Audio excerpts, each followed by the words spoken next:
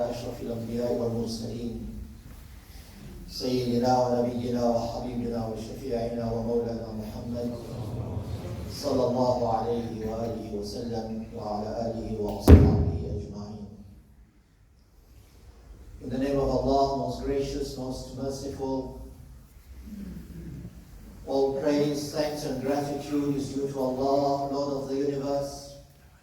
Our mercy, blessings, love, compassion on our beloved Prophet Muhammad sallallahu alayhi wa alihi wa sallam, his family and friends and those who follow in their guidance until the day of judgment.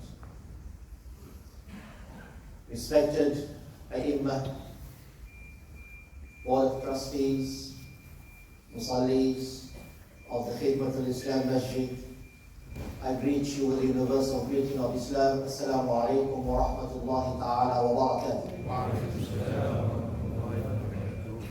And first and foremost, allow me to express my sincere thanks and gratitude to the Board of Trustees and for those who invited me to address you today. It is indeed an honor and a pleasure to do so. We are still in the month of Muharram. And when we are in the month of Muharram, we all think about the year ahead and what do we plan for ourselves in this new year. We only beseech Almighty Allah subhanahu wa ta'ala to grant this year to be a year of happiness and prosperity and ease for the human beings throughout the world, not just for the Muslims.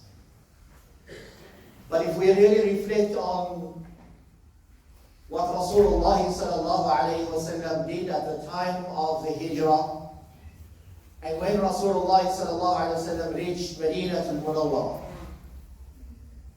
the first thing the Prophet sallallahu alayhi wa sallam did was to establish a society. We know over 300 and odd years, Islam came to this part of the world, and a society was established. Alhamdulillah, with the grace of Allah subhanahu wa ta'ala and with the will of Allah, this society has grown. The principles on which the society was based when Rasulullah sallallahu alayhi wa sallam came to Medina al-Munawwar. When the Prophet, peace be upon him, his first address, public address in Medina was أيها الناس أفشوا السلام وأطعموا الطعام وصلوا الأرحام وصلوا بالليل والناس نيام. صدق الرسول صلى الله عليه وآله وسلم. That was the first address of the Prophet sallallahu alaihi wasallam. Not just addressing the people of Medina, but addressing mankind. Please, man, spread peace amongst yourselves. Not what we understand of saying Assalamu alaikum and that is peace. No. True peace that emanates from the heart. A contract, when you say Assalamu alaikum wa rahmatullahi ta'ala wa barakatuh, means you have peace from my tongue, from my hands. It is a contract, a verbal contract that you enter into with the person that you are saying Assalamu alaikum wa rahmatullah. Afshu salam. Spread peace in any which way you can. In terms of your character, in terms of behavior, in terms of how you address people, let it be in a peaceful manner. أطعموا الطعام, look after those that are in need, and feed the poor and needy, and always keep the bond of family ties in contact. Do not break that bond, and pray at night when people are asleep and you have communion with Allah subhanahu wa ta'ala. This was basically the first step towards the establishment of an Islamic society, because Rasulullah sallallahu alaihi wasallam needed that territorial advantage, that peaceful advantage coming from a hostile place in Mecca to Medina al-Munawwara to establish an Islamic society from there where Islam was spread throughout the world. And after the Prophet sallallahu alaihi wasallam really instilled in the human being at that particular time the wonders of Allah, the Tawheed, the monotheistic belief, the first thing the Prophet ﷺ taught them apart from your belief in Allah, the society will not be established, it will not succeed unless you have true love and brotherhood for one another. Something we need to learn. And I'm not just saying brotherhood. I'm saying true brotherhood. I'm not just saying love. I'm saying true love for one another. And that will be the natural consequence of your faith in Allah subhanahu wa ta'ala. The natural consequence of faith in Allah is true brotherhood. If you love the Creator, you will love the creation. And that is where your love for the creation will stem up from the love of Allah subhanahu wa ta'ala. And therefore, Allah subhanahu wa ta'ala makes it clear, إِنَّمَا الْمُؤْمِنُونَ إِخْوَةً, that truly the believers are brothers. We see it hanging on our homes, in the masajid. But what impact does that verse really have? إِنَّمَا الْمُؤْمِنُونَ إِخْوَةً. How do we treat one another? At least our hearts should be pure towards one another. We must feel no envy, no jealousy, no hatred towards one another. We must live as one nation.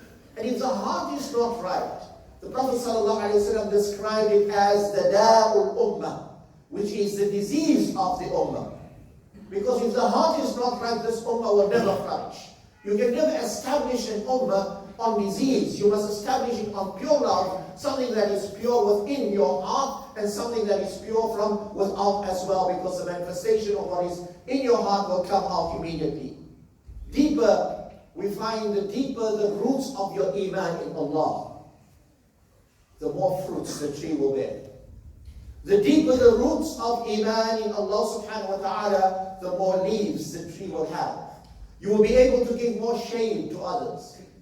But therefore the belief in Allah must be very firm. Why do we think that the Prophet sallallahu alaihi wasallam said, لا يؤمن أحدكم حتى يحب لأخيه ما يحب لنفسه? Some hadith that many of us memorize. Did we realize that this hadith is actually trying to tell us that your love for your brother means that your iman is hinging on that. You will not be a true believer unless you love for your brother what you love for yourself. And it doesn't include your wife. So just in case you're thinking in that line, okay? Love for your brother what you love for yourself. Your iman hinges on that. Meaning you will not be a believer. You will not be a true believer in Allah unless you love for your brother what you love for yourself. Today, unfortunately, we hate when we see something good in our brothers and sisters, and we have jealousy and envy towards them. That is not how a believer operates. That is not how we establish an Islamic society that can live within harmony. Once you have that true love for one another, and your iman is growing in Allah subhanahu wa ta'ala, it automatically develops sympathy and mercifulness towards one another. Something that has gone out of our society. Sympathy and mercy. We talk about rahmah.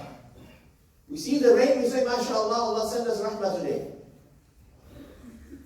That is not the rahmah we are referring to. The rahmah that is being referred to comes from the inner part of the heart. The compassion and the love for one another. The mercy that we need to show. Listen to the hadith of Rasulullah sallallahu alayhi wa sallam. مثل المؤمنين في توادهم وتراحمهم وتعاطفهم كمثل Muslim to another, in their mercifulness, in their affection, in their sympathy. What are they? They are like one physical structure, one physical body. If the little finger hurts, the whole body feels the pain. If the little toe hurts, the body doesn't sleep. That is the function of a body. Today, brothers and sisters are being butchered and murdered and being killed all over the world, right under our nose. Our children are being abducted, right under our nose. Our women are being abused, and yet the body feels absolutely nothing. Is this an Islamic society that the Prophet ﷺ established? We claim to be a Muslim society, but we live more as individuals, as more than as one body or a society or brotherhood. Once that sympathy and mercy is there, and we realize we are one organ, we are one unit, and we can operate like that, we will find that support and cooperation will automatically be there for one another. Very important. Support and cooperation. So what do we support one another? Today, we're calling a meeting tonight. There is khilaf. There is trouble in the land. You find the mosque is full. Everybody is here. Why? Because we have khilaf. We have something beautiful, recitation of the Quran, beautiful lecture, mosque is off. Why? وَتَعَاوَنُوا عَلَى الْبِرِّ وَالتَّقْوَى وَلَا تَعَاوَنُوا عَلَى الْإِثْمِ وَالْعُدْوَانِ. We have reversed the ayah. Allah says you cooperate. You work with one another in goodness and what is on piety based on taqwa. That is where you all come together and rally together as a force. And when you find something wrong, don't cooperate with one another, you bring one another right. وَلَا تَعَاوَنُوا عَلَى الْإِثْمِ وَالْعُدْوَانِ. Where there is animosity, where there is hatred, don't cooperate. Today we do the opposite. We find there is something wrong, everybody wants to go and fight. No. We all want to do what is good and what is the best for society. What is the best for the Muslim Ummah. What is the best for us as human beings. وَتَعَاوَنُوا عَلَى الْبِرِّ وَالتَّقْوَى. This is, once we have Iman, and we have sympathy, and we have compassion, we will find support and cooperation will automatically come into play. We will start realizing we need to work as one unit. Again, the Prophet ﷺ gives us an example. مَثَلُ الْمُؤْمِنِينَ الْمُؤْمِنُ لِلْمُؤْمِنِينَ كَالْبُنْيَانِ يَشُدُّ بَعْضُهُمْ بَعْضًا. You see the structure standing here. One brick following another, pulling one another into each proper position. That is how a believing society is. They are like bricks falling into place with one another, and the structure will be firm once those bricks are all in its place. Look at the beautiful examples that the Prophet ﷺ gave us. A human body, this is how you function. A structure that you're building and the bricks on top of one another.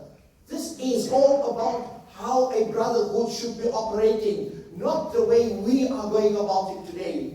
This is an Islamic society we are talking about. We are not just talking about any society that we want to establish. We want to establish on the principles on which the Prophet ﷺ established an Islamic society when he arrived in Medina al-Munawwara. Rasulullah ﷺ taught us the cooperation based on what? Based on sympathy, based on understanding, based on love, based on respect. That is where we cooperate with one another, work together. Then we will only find there is solidarity and there is mutuality. Once all that falls in place, automatically you will find solidarity and mutuality coming into place.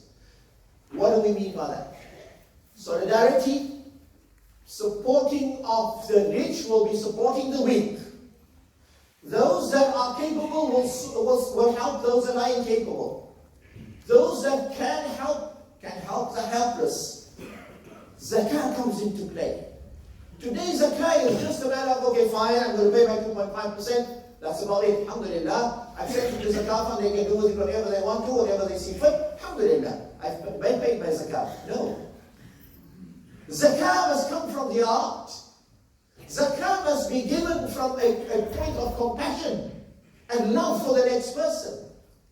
It is part of a character-building system in Islam. Salah, ibadat, siyam, zakah, hajj. It is part of building your own character. It is not just about giving 2.5% and that's it, my zakah is given. No, it's about real caring for one another. I'm giving it to make a difference in the life of that person that I'm giving it to. Not just a matter of giving. خُذْ مِنْ أَمْوَالِهِمْ صَدَقَةً تُطَهِّرُهُمْ وَتُزَكِّيهِمْ بِهَا.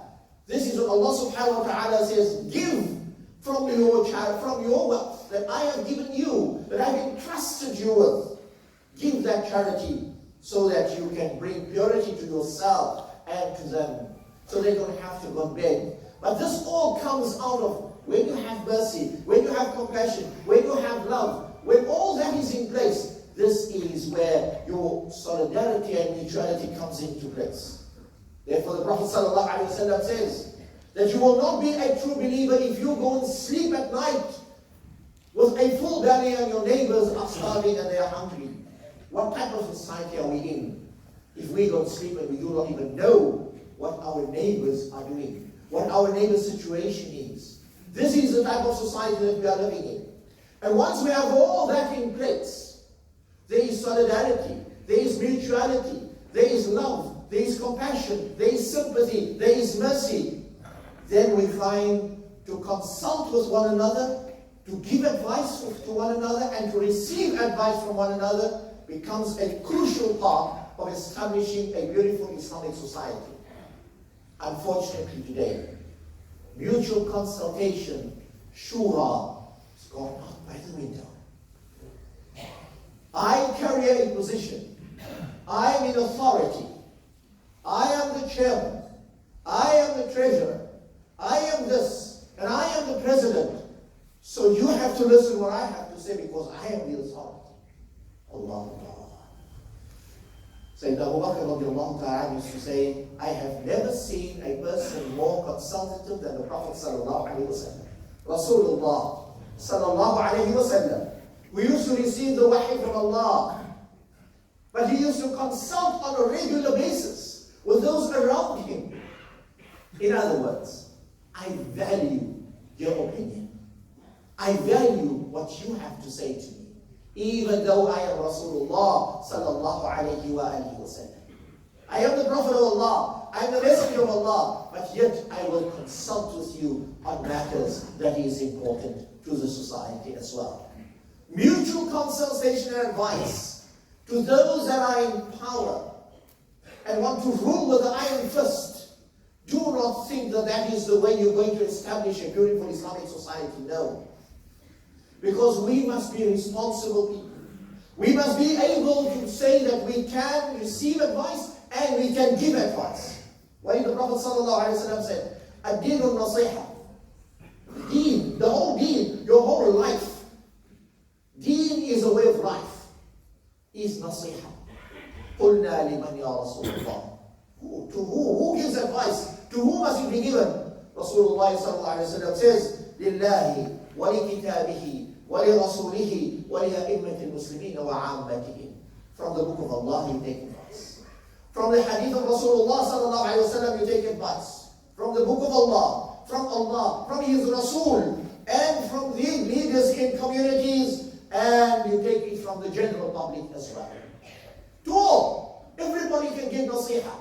But nasiha must be based on understanding. Nasiha must be based not just what is sad today is when people start giving nasiha and they use Allah's name and they abuse Allah's name. Oh, Allah is so saying no. But Allah says so in the Quran. Wallahi, maybe there isn't a verse that says like that or talk like that in the Quran. Nothing like that. And they start using Rasulullah sallallahu alayhi wa sallam's name. Oh, but the Nabi sallallahu alayhi wa sallam said that. Why? To justify what they are saying? Rasulullah sallallahu alayhi wa sallam said, now this is the words of the Prophet sallallahu alayhi wa sallam, not even the Quran, not even Allah. Man kadaba alayya muta'ammidan falyatabawa maq'adahu min an-nar. Anybody who purposefully tell a lie and uses my name in vain, he can go and choose his place in Jahannam. May Allah protect us.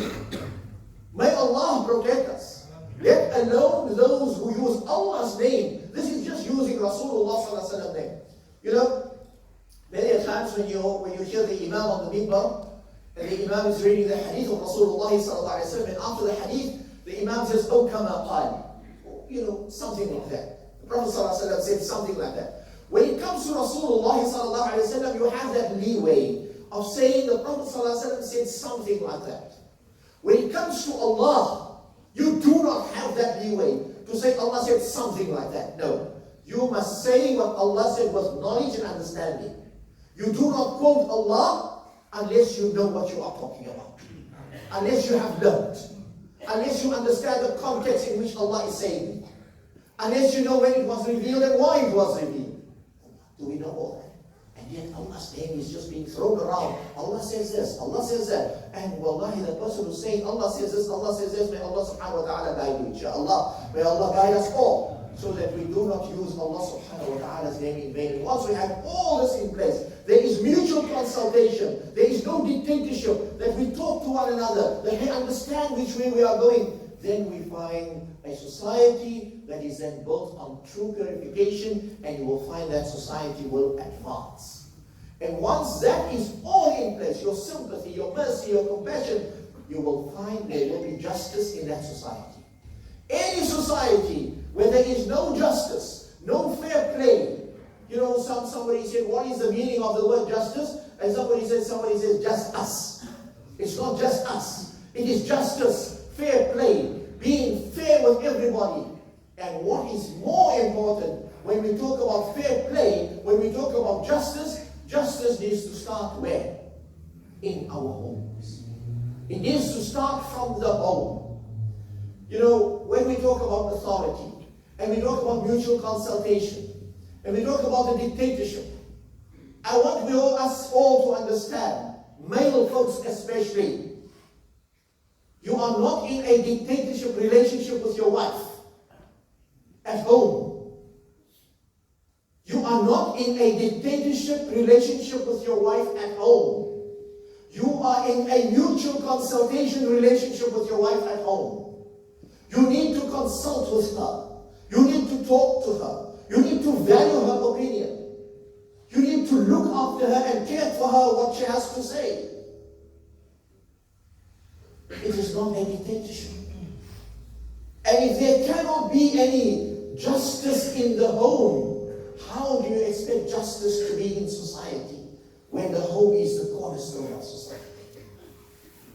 My dear brothers and sisters, I can continue talking about how do we build a progressive and a just society. But as I see I'm running out of time, so we can try and wrap this up and just summarize as to what we have been trying to say today with the grace of Allah subhanahu wa ta'ala. And that is, we all would like to see a beautiful, wonderful Islamic society being established in this part of the world. But we need to start looking at that society from within the home structure. Look at that protection from within the home.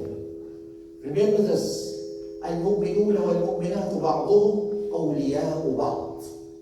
The believing men and believing women, they are but the protectors and overseers of one another, not the destroyers of one another, not the violators of one another. We talk about femicide, we talk about genocide, we talk about our children being abused. My dear brothers and sisters, start within your home. Don't abuse the woman at home. She is not your servant. You didn't marry her to be your servant and to cook for you and to iron your clothes for you and to wash your clothing for you. You married her in the name of Allah subhanahu wa ta'ala. Respect her as a human being with her own intellect. A person who can develop, that you need to assist to develop in her spirituality and her physicality. Start there, my dear brothers and sisters. The way we address one another, the way we speak to our children, the way we rear our children. You know what I find so sad about man-made laws? We have turned to man-made laws more to the law than we turn to the law of Allah.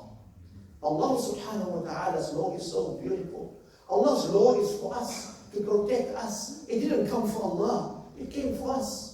There is so much mercy and love in the laws of Allah. Can you imagine that a law gets passed that you cannot beat your child inside the home anymore? The child has the right to go report you because you're beating the child in the home. But also, on the other side of the law is you can go to an abortion clinic and kill your child. That is man-made law. That is not Allah. Rather turn to the law of Allah.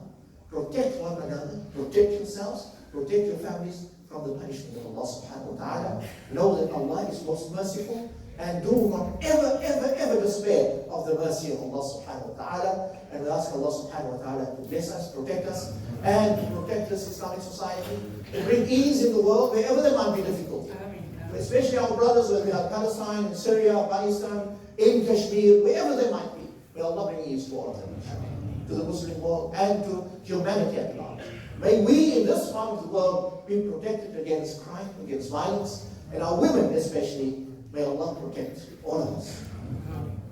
You know, I said about, I think it was last week, 2 weeks ago or something when I spoke, and I said, we cannot even go as far as saying that women are not dressing themselves properly and therefore they deserve whatever is happening to them. Never ever say that. Never say that. We ask on all of us as men to start looking after our women properly, to protect them, and we ask our women to protect themselves as well. And therefore Allah subhanahu wa ta'ala's laws, as I said, was for all of us to protect ourselves so that we can be at mercy with ourselves and we receive the mercy from Allah subhanahu wa ta'ala. May the Almighty Allah grant all those that have passed on a high place in Jannah, inshallah. For those that are sick, that Allah subhanahu wa ta'ala grant them their health and strength, inshallah. May the Almighty Allah subhanahu wa ta'ala grant us all to live under His protection at all times. Thank you once again to the Board of Trustees of the Masjid, to the Imam, to the Muslims for having me here today, for listening to me. I hope inshallah the few words that we have said that I could have benefited and everybody else could have benefited inshallah. May Allah reward us all. Wa akhiru da'wana alhamdulillahi rabbil alamin.